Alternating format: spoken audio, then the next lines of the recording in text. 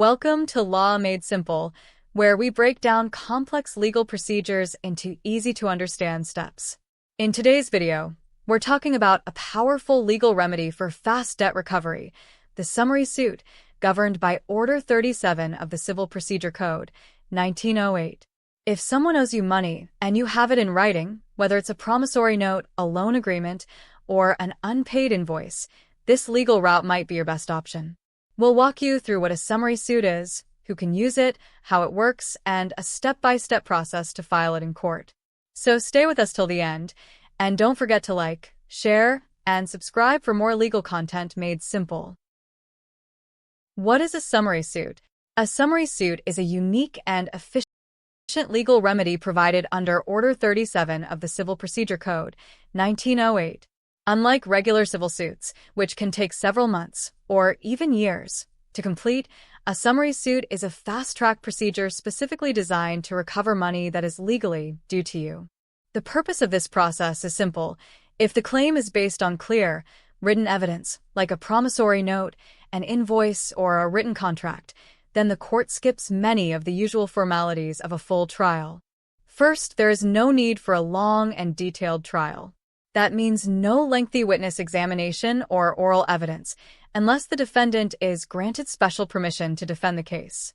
Second, the burden shifts quickly to the defendant. Once the court issues the summons, the defendant has only 10 days to respond and must file something called a leave to defend application. If they fail to do this within the deadline, the court can pass a judgment directly in favor of the plaintiff, that is, you. Third, summary suits are only applicable in cases of liquidated debts. That means the amount you are claiming must be fixed, certain, and clearly mentioned in a written document. You cannot use a summary suit for vague or disputed amounts. So, in simple terms, a summary suit is like a legal shortcut, but it's only available when your case is clear, documented, and backed by strong written proof. It's a powerful tool for individuals, professionals, and businesses who are seeking quick civil justice without being dragged into a long courtroom battle. When can you file a summary suit? Now, let's understand when you can actually file a summary suit. Summary suits are not meant for all types of civil disputes. They are specifically allowed in limited, well-defined scenarios where the claim is based on written documents and the amount of money involved is certain. First, you can file a summary suit in cases based on bills of exchange, hundis, and promissory notes. These are formal financial instruments that clearly mention the amount due and the terms of repayment. If the person fails to pay, you can file a summary suit to recover that money. Second, summary suits are allowed where there is a written contract, such as a loan agreement, invoice, or purchase order.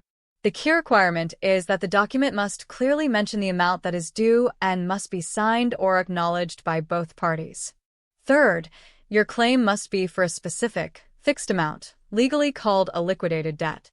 That means the money owed to you is not vague, not estimated, and not subject to interpretation. It should be a fixed figure, already mentioned in the documents.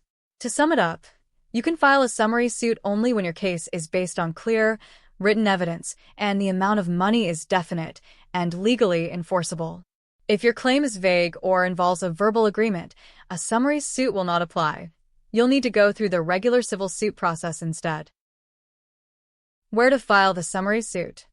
Once you've confirmed that your case qualifies for a summary suit, the next important question is, where do you file it?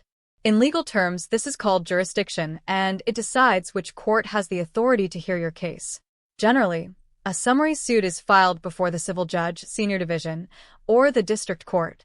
The choice of court depends on two key factors. 1. The amount of money involved in the suit, and 2. The location of the defendant, that is, the person who owes you money. If your claim amount is lower, it may fall under the jurisdiction of a civil judge, senior division. But if the amount is higher, often above a certain financial threshold, depending on your state, then you'll need to file the suit in the district court. As for the location, the suit must usually be filed in the court where the defendant lives, works, or conducts business, or in some cases, where the cause of action arose. So, for example, if the person who owes you money resides in Delhi and the loan transaction took place there, then Delhi would be the proper place to file your summary suit. Always double-check the territorial and pecuniary jurisdiction before filing, because if you file in the wrong court, your case could be rejected or delayed. If you're unsure, it's a good idea to consult a local lawyer to confirm the right court before submitting your plaint. Step-by-step filing process. Now, let's go through the step-by-step process to file a summary suit under Order 37 of the Civil Procedure Code. The procedure is straightforward, but each step is important, and even small mistakes can lead to delays or dismissal. So let's break it down clearly. Step 1. Draft a plaint under Order 37. Begin by preparing a plaint, which is the legal term for the written complaint or statement of claim. Your plaint must clearly state that it is being filed under Order 37 and must include all supporting documents, like the promissory note, agreement, invoice, or any other written proof of debt. Step 2. File it in the appropriate court. Next, submit the plaint in the correct court depending on the jurisdiction as we discussed earlier. Along with the plaint, attach the required documents, court fees, and an affidavit verifying the contents of your claim. Step 3. Court issues summons under Order 37. Once your case is admitted, the court will issue a special type of summons under Order 37. This summon is different from a regular civil suit. It warns the defendant that they must respond quickly, or the court will proceed to pass a decree without trial. Step 4. Defendant must apply for leave to defend within 10 days. The defendant now has just 10 days from the date of receiving the summons to file an application for leave to defend. In this application, the defendant must show that they have a genuine and substantial defense. If they fail to do this properly, or within the timeline, they lose the chance to fight the case. Step 5. If not, decree is passed.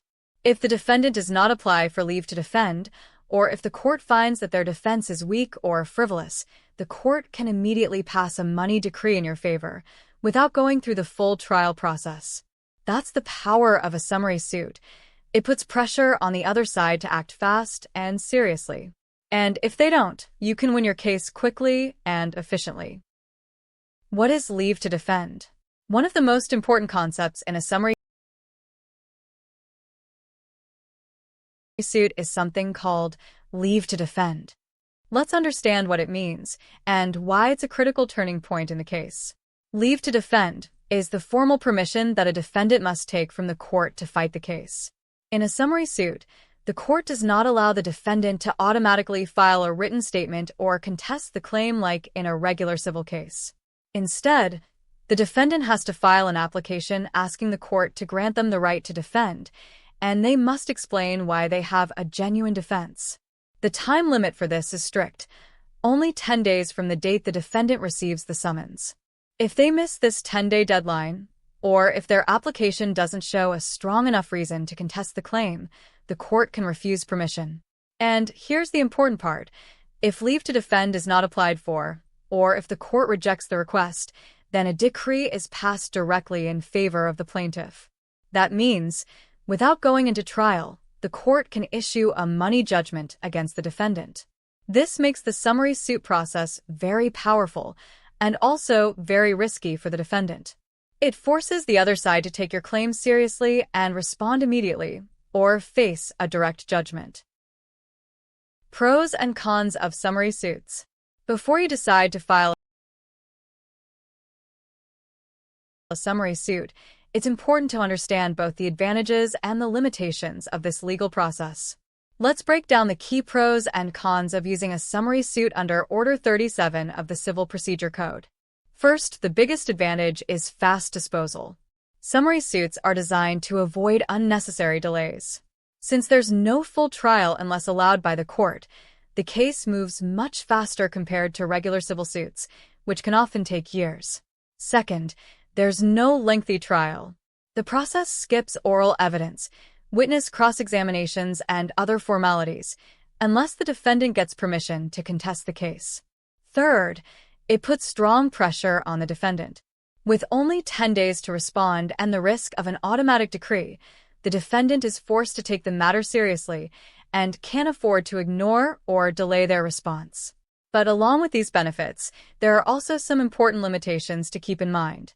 Summary suits are allowed only for specific types of debts. Your claim must be based on a written document, like a promissory note, a loan agreement, or a contract with a clearly defined amount. You cannot use a summary suit for oral agreements or vague, disputed claims. Also, your plaint must be properly drafted. Since the procedure is technical, even a small mistake in the drafting, like not mentioning that it's filed under Order 37 or missing supporting documents, can lead to rejection or delay. So while summary suits are powerful and time-saving, they are also procedurally strict. If used correctly, they can help you recover your money quickly. But if filed incorrectly, you might have to start all over again through the regular suit process. Conclusion plus free draft offer. And that brings us to the end of this video on how to file a summary suit under Order 37 of the Civil Procedure Code, right here on Law Made Simple. If you're trying to recover money through legal means and you have proper written documentation, a summary suit can be an efficient and powerful legal remedy. To help you get started, we've included a free downloadable sample draft of a summary suit plaint in the description below. Just click the link and make sure to review it with your lawyer before filing to ensure it fits the specific facts of your case. If you found this video helpful, do like, share, and subscribe to Law Made Simple, where we simplify the law, one video at a time. And don't forget to tap the notification bell so you never miss our upcoming legal guides and free resources.